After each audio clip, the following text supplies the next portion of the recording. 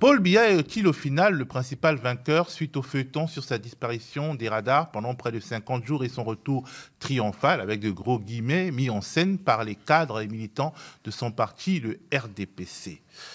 En tout cas, lundi dernier, c'était griotisme, folklore et danse à profusion à l'aéroport de Yaoundé-Simalène. C'est l'image du jour. On peut la regarder, chacun peut la regarder selon son angle voulu.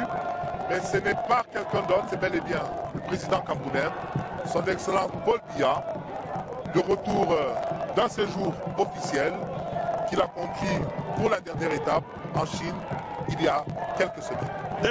Et derrière lui, il y a la première dame, toujours à ses côtés, à travers cette attitude, à travers son regard, à travers sa posture, on peut voir cette attitude maternelle, on peut deviner le rôle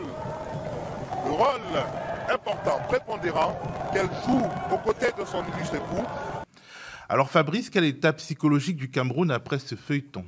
Après ce retour du président Biya, je dirais qu'on navigue entre un certain soulagement, que l'on soit partisan ou pas d'ailleurs du président camerounais, parce que son absence et les craintes autour de son éventuelle, de la dégradation de son état de santé, peut-être de sa mort, laissaient entrevoir quand même une période de très grande incertitude pour le Cameroun, sachant que sa succession n'a pas été préparée du côté du parti au pouvoir. On sait qu'il y a des pôles, des luttes d'influence au sein du RDPC. On sait que ce soit même au sein de la présidence, que ce soit le secrétaire général de la présidence, Ferdinand Gongo, ou le directeur du cabinet civil, que ce soit les plus proches, Monsieur Vandoayolo, que ce soit les plus proches ou même les prétendants supposés plus loin. Et j'oubliais le ministre des Finances, neveu du président Biya, lui, Paul Motazé. Il y a vraiment des luttes d'influence qui sont tues, en quelque sorte, parce que personne n'ose clairement, et on l'a vu dans cette période d'absence, personne n'ose clairement afficher quelconque velléité d'accession au pouvoir. Donc, cette lutte d'influence qu'on entrevoit fait peur quand même.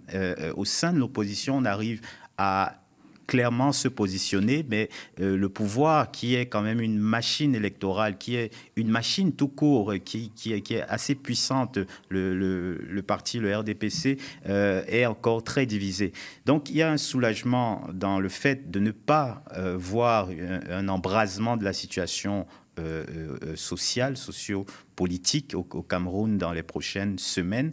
Mais également, il y a en quelque sorte de l'indifférence aussi, parce que cette fois-ci, contrairement à 2004, on n'a pas vu une certaine réaction des Camerounais qui étaient occupés à vaquer à leurs occupations, qui espéraient que la situation ne se dégrade pas. Il y a quand même une démonstration de force à l'aéroport. Certes, mais quand même beaucoup plus mesurée qu'en 2004. Beaucoup plus mesurée et même pas à la hauteur de ce qu'on a vu ces dernières années quand Paul Biya était de retour et qu'on avait des comités d'accueil qui venaient lui souhaiter la bienvenue au Cameroun. Donc, je pense que les Camerounais sont un peu sont plongés dans la lassitude en quelque sorte, sont dans de l'attentisme parce que cette situation, en 2025, l'élection dans un an et très exactement, ils l'entrevoient avec un peu de stress, un peu d'appréhension, mais qu'en même temps, il y a un espoir que peut-être qu'il y ait un changement de régime, peut-être qu'il y a une page qui se tourne.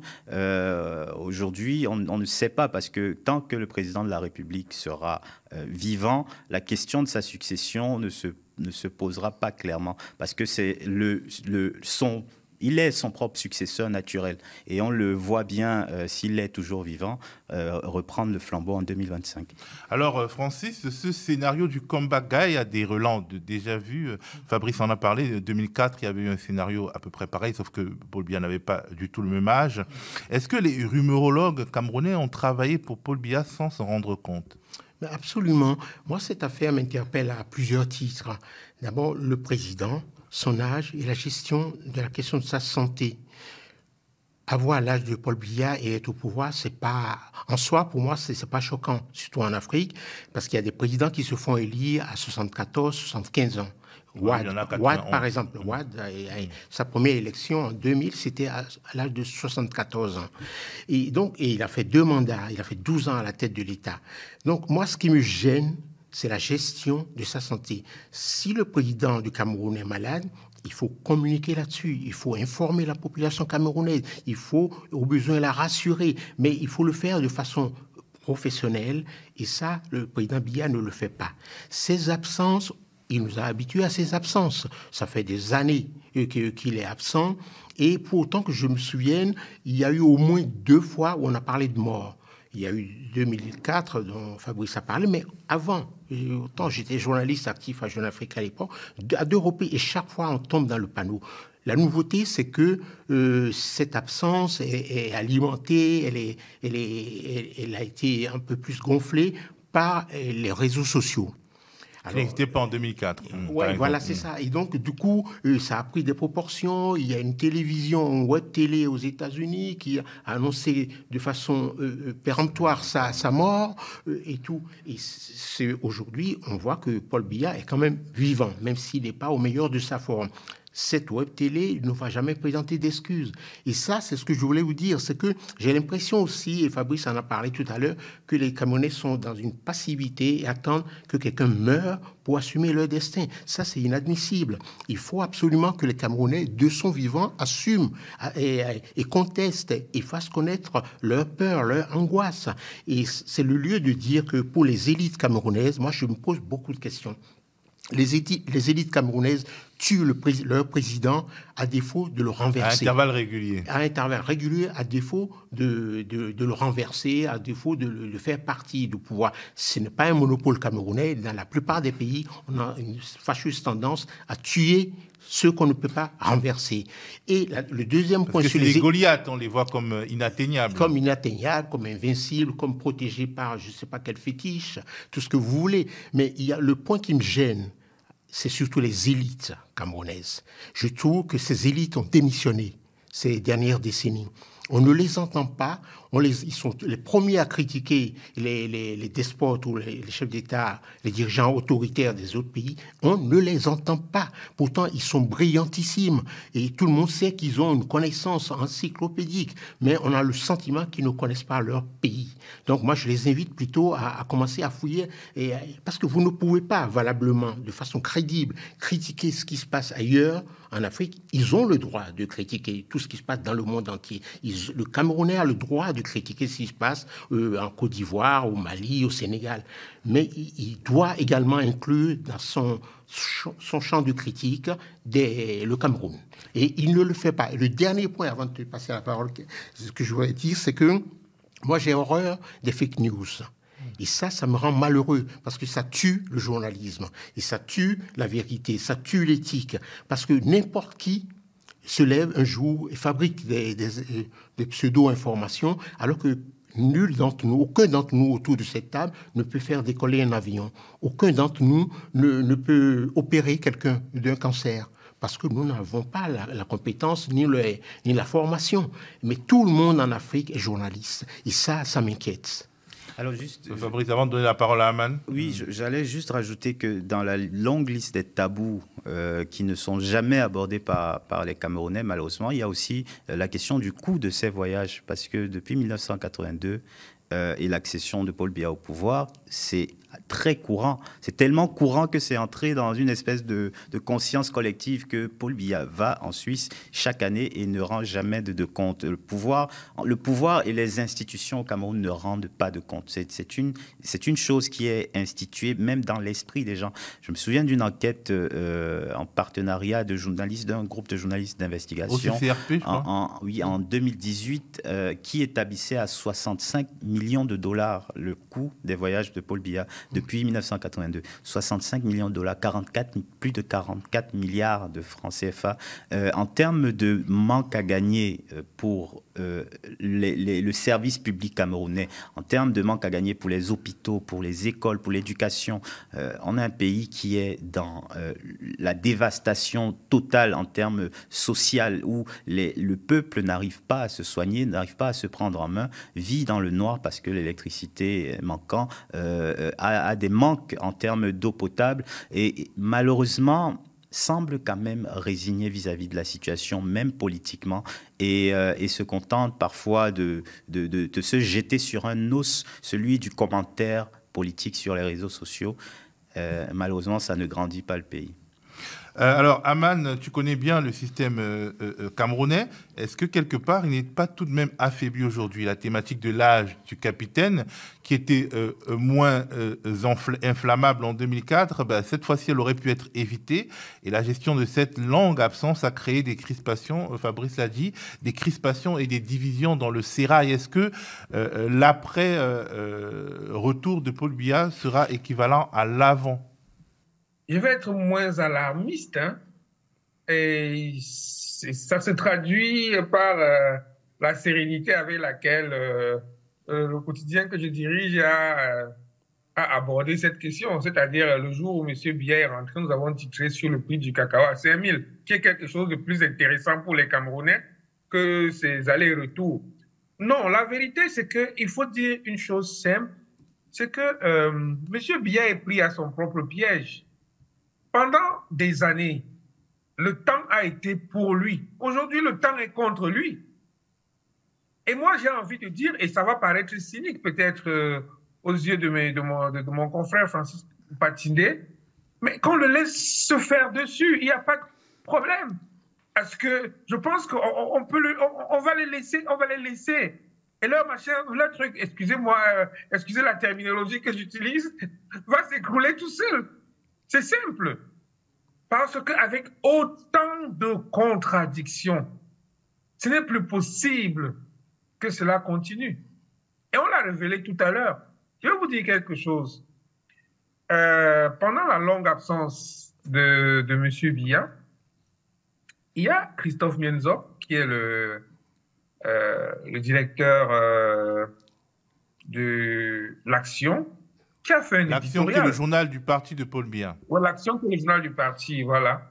Qui a fait un éditorial pour dire que la chose la plus sereine, la chose la plus sereine qui puisse arriver, c'est tout simplement le respect de la Constitution. Ça, c'est le RDPC qui le dit, hein. C'est-à-dire, si je considère que c'est l'organe d'expression du parti au pouvoir. Là-bas, eux, ils l'ont dit. Ça, c'est ce qu'eux, ils pensent. Ça, c'est ce qu'eux, ils voient. Est-ce que c'est une option qui, à l'intérieur du système, est partagée par tout le monde? On ne le sait pas. L'armée camerounaise, on l'a vue, on l'a connue. Mais quand on dit l'armée camerounaise, mieux vaut dire les armées camerounaises. Parce qu'il n'y a pas une seule armée au Cameroun. Vous le savez tous. L'armée au Cameroun ne sort pas d'un trait, c'est-à-dire n'est pas commandée par une seule personne. Il y a plusieurs commandements disséminés à travers plusieurs personnes différentes. Comment est-ce que ces différents corps vont se comporter? On le sait que par tradition, l'armée camerounaise a été toujours républicaine. Comment est-ce qu'elle va réagir lorsque ces choses vont arriver? C'est un ensemble de questions qui se posent. Mais personnellement, je n'ai pas d'appréhension lourde concernant ce qui devrait ou bien ce qui pourrait se passer après la disparition de M. Biya. Parce que je pense qu'il y a aussi quelque chose qui a été pendant très, très longtemps mis en avant. Le chantage à la paix dans le discours des biaïstes a été quelque chose qui a été exacerbé, qui a été poussé jusqu'à son paroxysme. On a toujours dit aux gens, écoutez, le jour où nous ne serons pas là, ce sera le pire qui va arriver. Mais à force de le dire, les gens l'ont finalement intégré, alors que je ne suis pas sûr que ce soit une réalité. Je ne suis pas sûr que ce soit vrai. Je ne suis pas sûr que ce soit vrai. Dans quel pays d'Afrique vous avez encore vu les militaires se tirer dessus parce qu'il y a une question de pouvoir? En général, lorsque l'un d'eux récupère, les autres s'alignent parce qu'ils n'ont pas envie de se tirer dessus à cause de petits politiciens. L'autre chose qu'ils activent le plus souvent, le deuxième bouton sur lequel ils appuient, c'est le bouton du tribalisme. Ah non, c'est les autres qui veulent venir prendre notre pouvoir. Mais est-ce qu'ils sont sûrs qu'ils sont capables de mobiliser telle tribu contre telle tribu en ce moment, même si on le dit comme ça. Est-ce que c'est sûr que ça va être fait ainsi? Donc, on part sur un ensemble d'a priori pour dire que il y aura une explosion ou une implosion de quoi que ce soit, alors que c'est peut-être pas le cas en ce moment. Hein? C'est peut-être pas le cas en ce moment. Les gens ont envie, comme pendant le Covid, où tout le monde se couvrait le nez, d'aller au marché et de faire ce qu'ils ont à faire. Moi, je pense, et je continue, c'est mon point de vue, que la meilleure attitude, c'est d'attendre qu'ils se fassent dessus. Excusez-moi, passez-moi l'expression. Alors, Fabrice, à peine le président Biya arrivé au pays, des images datant de 2019 et montrant le chanteur vedette Longuet Longuet font le tour d'Internet et montrent un visage terrible du système camerounais parce qu'on le voit en train d'être torturé par des militaires en civil. Alors, ce sont des images qui ont fuité. On ne sait pas exactement qui les a prises. En tout cas, le chanteur, qui est un chanteur très célèbre au pays, les a partagées. Et ça montre le visage d'un pays où on pratique la torture au quotidien. Et quelque part, on se demande, est-ce que finalement, c'est pas aussi le début de batailles sordides en interne si ces images ont pu sortir? Oui, et il faut dire que cet artiste, Longuet Longuet, est très populaire au Cameroun. C'est quelqu'un qui chantait, qui se faisait appeler le libérateur pendant un certain temps, qui a chanté contre les méfaits de la malgouvernance, qui a chanté contre le colonialisme, énormément de maux de la société, qui est très, très, très populaire et qui, au sorti de l'élection de 2018, de l'élection présidentielle de 2018, a clairement signifié son soutien au candidat arrivé deuxième, le candidat de l'opposition Maurice Kamto.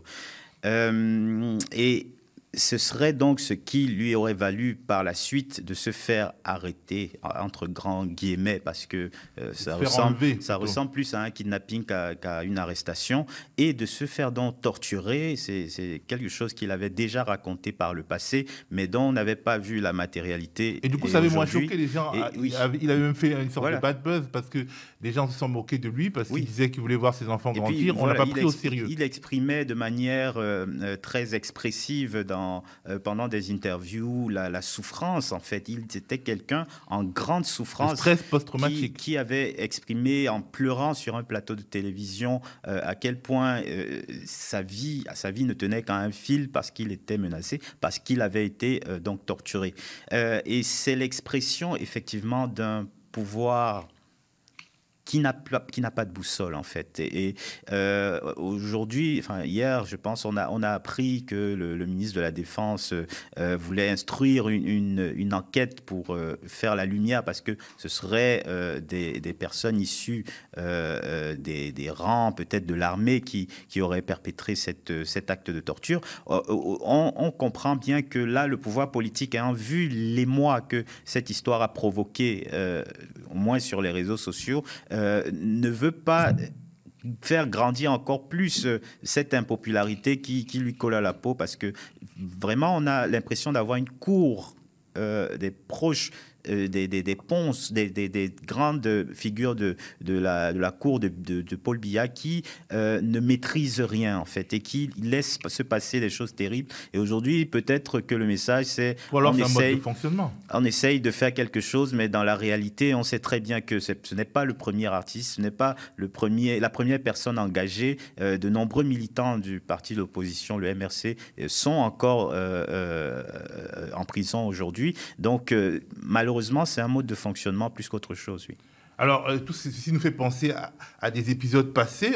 On se rappelle qu'il y a très longtemps, plusieurs décennies, la chanteuse Coco Ateba, qui avait chanté une chanson qui avait été dépue en ancienne première dame Nirène Biya, avait été arrêtée et avait été soumise à des sévices qui l'avaient poussé à s'exiler en France. On se souvient également de notre confrère Martinez Zogo, qui a été torturé et tué il y a quelques mois. Est-ce que c'est pas l'ère des boules puantes qui se lance à l'intérieur du système qui explique la diffusion de ces images, Aman? Non. Je pense que il faut arrêter de crier au complot.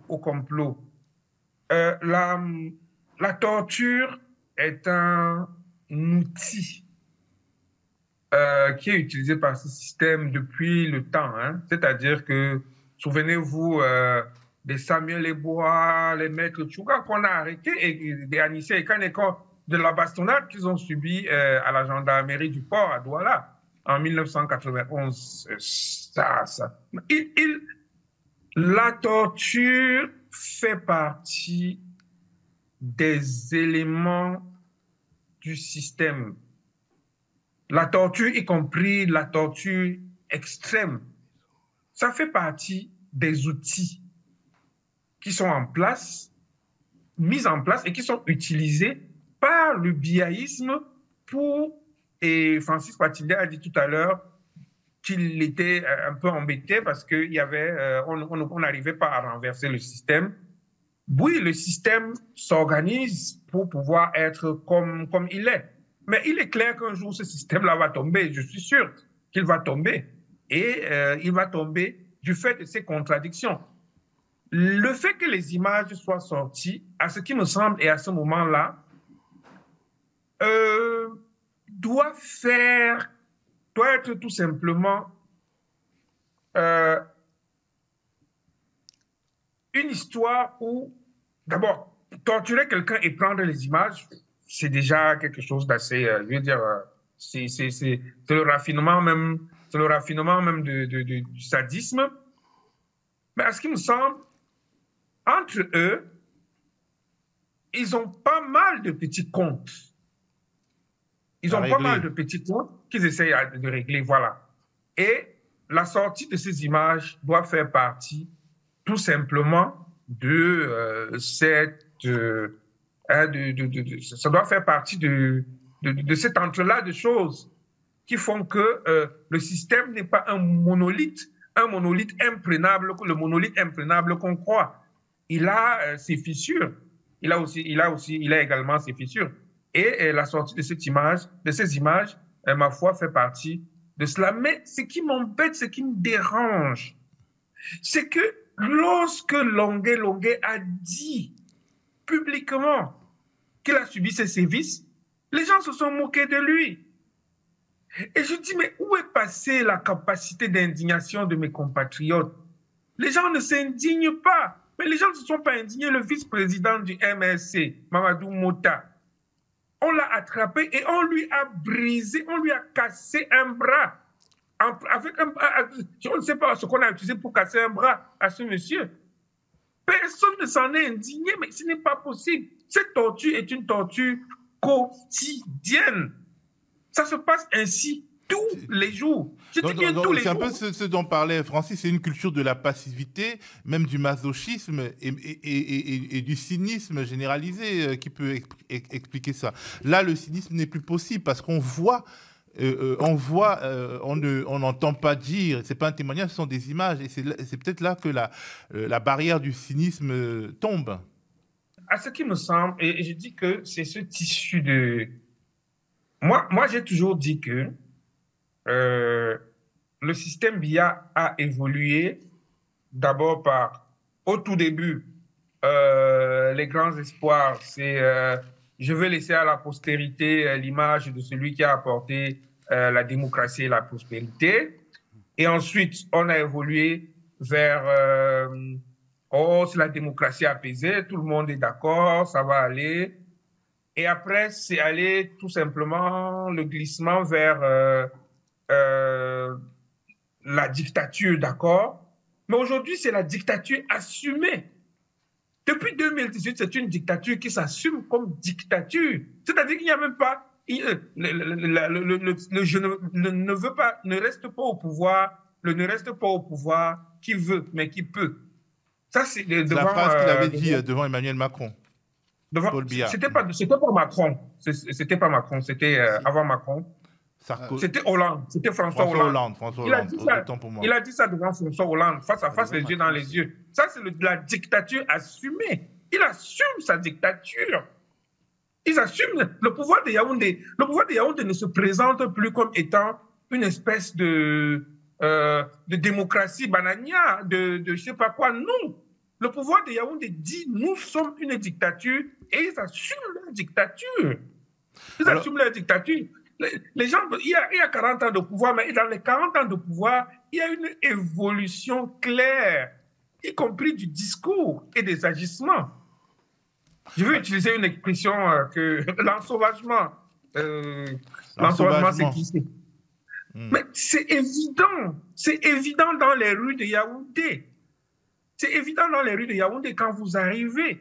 Vous voyez qu'on n'a pas ramassé les ordures. Vous n'imaginez pas ce que ça veut dire. Et vous n'avez pas, vous ne pouvez pas vous interroger là-dessus. Vous ne pouvez pas dire pourquoi on n'a pas ramassé les ordures. On va vous arrêter, on va vous amener à la gendarmerie et on va vous chicoter. Enfin, vous torturez, parce que le mot chicoter aussi banalise la pratique. Francis, est-ce que ces images de cet artiste qui, après, parce que finalement le Cameroun est redevenu un pays qui intéresse la presse internationale par la faute ou par la grâce de Paul Biya, et la question de cet artiste torturé, ça fait le tour du monde, en tout cas le tour de la francophonie, ça donne une image d'un pays qui est moins, disons, moins cool que cela. Je pense que c'est un signe annonciateur de la fin. Et les images de Longuet qu'on a vues et tout. Et depuis, je vous rappelle qu'il y a eu déjà d'autres vidéos. Ce matin, j'en ai reçu du Cameroun où des gens qui ont été torturés à la chaise, cette technique de la chaise, mais ont commencé à faire diffuser, commencé à recevoir des vidéos et à les mettre sur les réseaux sociaux. Il y a plein de gens. Déjà, même la honte a changé de camp. La honte a changé de camp et puis les langues se délient. Il faut quand même faire remarquer que la torture fait partie de l'ADN et de la trajectoire politique du Cameroun depuis la répression des maquis de l'UPC par l'armée française. Ensuite, vous vous souvenez qu'il y a eu Fauchivé Soidio. Fauchivé qui a été formé par les Français, notamment sous Pierre Messmer, dont les services torturaient les Camerounais et tout. Et puis, ça s'est poursuivi. Paul Biya a été le Premier ministre, il a été formé par qui vous savez, ça s'est poursuivi. Mais la nouveauté, c'est qu'il y a les réseaux sociaux. Vous savez que moi, j'ai critiqué tout à l'heure les réseaux sociaux, mais ça a de bons côtés. C'est que les langues se délient, tout le monde a un téléphone, un smartphone, et même le tortionnaire filme ce qu'il fait et tout. Donc maintenant, on peut savoir. Moi, je trouve que il se délecte de l'humiliation qu'il perpètre. Absolument, c'est de la jouissance pour lui de torturer et de filmer.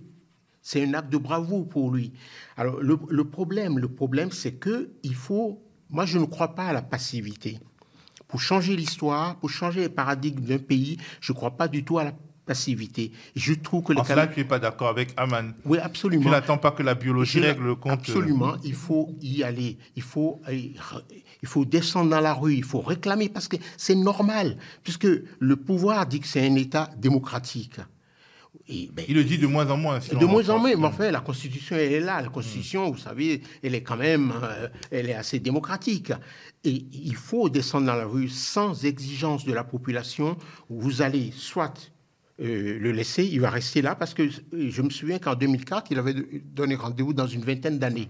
On en est là aujourd'hui. Mais vous savez, il ne faut jamais enterrer les gens comme ça. Ils ont de quoi survivre. Peut-être dans 10 ans, Paul Biya sera toujours à la tête du Cameroun. Ses parents ont vécu vieux. Hein. Oui. Donc, moi, je pense qu'il faut que les gens descendent dans la rue, qui réclament leurs droits, d'autant plus qu'on s'achemine vers une élection présidentielle. Justement, la question électorale échauffe les esprits. L'opposant Maurice Kamto accuse Elecam, l'organisme chargé d'organiser les scrutins, d'avoir fait disparaître 120 000 électeurs des listes.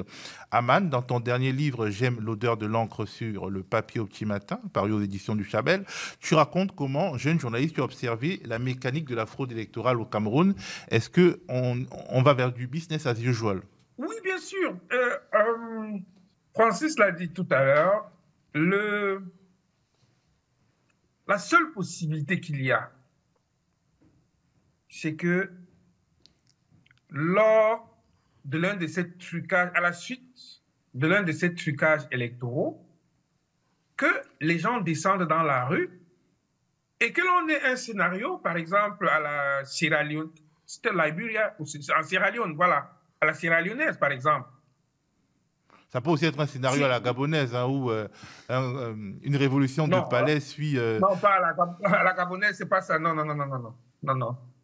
Pas à la gabonaise. Mais c'est quoi la spécificité de la fraude électorale au Cameroun? Laisse-moi terminer. Que les gens descendent dans la rue pour réclamer ce qui est leur dû, à ce qui me semble. Les autres fois, il n'y a pas eu d'inscription, à savoir, le manque d'inscription, c'était quoi? C'était le désintérêt pour la chose politique.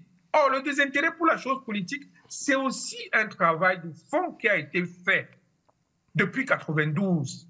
C'est-à-dire que dégoûter les gens des élections, de la politique, et que les gens se désinscrivent, que les gens ne s'inscrivent plus. En ce moment, il y a eu un regain d'intérêt. C'est-à-dire sur l'année 2023 et sur l'année 2024, il y a un certain nombre d'instructions qui ont été faites et qui, selon Maurice Kamto, n'ont pas été prises en compte par ELECAM, qui, je vous le dis en ce moment, contrôle d'un bout à l'autre le process. C'est-à-dire que le process est contrôlé d'un bout à l'autre. Donc, tu parlais de business as usual. S'il n'y a pas des exigences, une exigence claire des votants pour des résultats équitables, pour des résultats réels, il y aura toujours cette fraude parce que la machine est maîtrisée. La machine est maîtrisée d'un bout à l'autre, depuis l'inscription jusqu'à la proclamation des résultats. C'est une machine qui est maîtrisée. En tout cas, merci. Merci, Aman. Alors, Fabrice, le pouvoir pourra-t-il cette fois-ci contrôler les choses comme les dernières fois, avec un président malade, hein, quoi qu'on en dise, et autour duquel tout se délite, quoi qu'on en dise? Contrôler les choses, peut-être donner l'impression de contrôler les choses. Je pense que on n'est plus que dans un pouvoir d'apparat. On donne l'impression que tout va bien. On a mis en scène ce retour au pays. D'ailleurs, nombreux décrets, dès qu'il est rentré, le président voilà, a signé beaucoup ça. de décrets. Donc, il travaillait pour dire il est dans la continuité d'un travail qui était effectué depuis la Suisse, sachant que effectivement, il a dépassé la limite constitutionnellement permise pour un président de la République d'être à l'étranger, mais il travaillait. Donc, de fait, il était déjà en action. C'est en fait la réalité du Cameroun aujourd'hui, c'est que c'est un pays qui est fort pour maquiller les choses, et en dessous du maquillage, en dessous de cette impression d'avoir un homme debout, l'homme lion comme on le surnomme au Cameroun, debout et actif, en fait, on a juste un monsieur de presque 92 ans et un pouvoir qui est essoufflé, totalement essoufflé. Et je crois qu'aujourd'hui, la population, Mana nous parlait du système qui finalement est biaisé, vicié du début à la fin, et c'est la réalité. Malheureusement, la population aussi vit un peu dans une espèce de trauma, je dirais, de la répression qui s'est abattue sur elle à chaque fois qu'elle a essayé de revendiquer quoi que ce soit.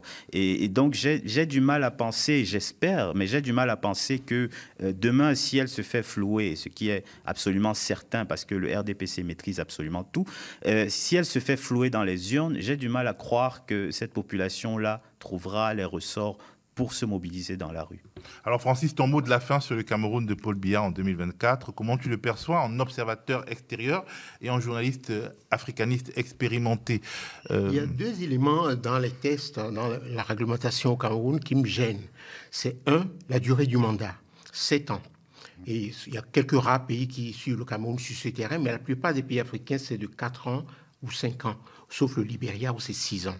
Alors, le problème, le mandat est extrêmement long au Cameroun. Deuxième motif d'inquiétude, c'est le caractère illimité des mandats. Là-bas, il n'y a pas de frein, on peut rester jusqu'à ce que mort s'en suive. Donc, c'est des choses auxquelles il faut penser au futur pour essayer de gommer ça quand même, parce que 7 ans, c'est too much. Le président du Ghana, le président du Nigeria, 4 ans, 2 fois 4 ans, et puis il sort de scène. Alors pourquoi le Cameroun, on va des mandats illimités de 7 ans? Non, c'est complètement, ça relève d'une autre époque. Je pense que ce pays mérite beaucoup mieux. Moi, j'ai sillonné le Cameroun plusieurs fois, de Douala à Yaoundé, de Yaoundé à Bertoua jusqu'à Kousséri, où j'ai travaillé pendant 1 mois. Je trouve qu'on est complètement déçu quand on arrive au Cameroun. On pense à un pays, quand on voit les élites à l'extérieur, on se dit, tiens, c'est le pays le plus développé. Ben non, c'est un gros village, le Cameroun. Et ça, c'est vraiment décevant. Merci beaucoup à vous pour ces éclairages.